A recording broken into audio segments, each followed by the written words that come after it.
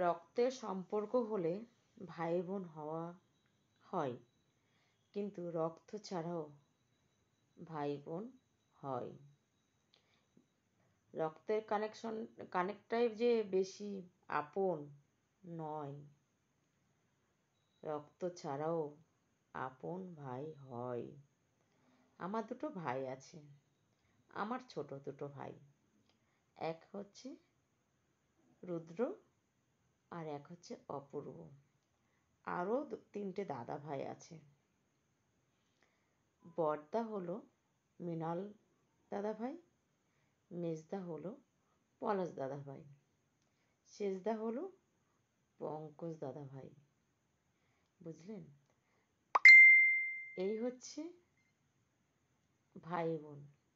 আমরা যেমন আছি একসঙ্গে, এইভাবেই যতদিন পৃথিবীতে থাকবো ততদিন এভাবেই থাকতে পারি।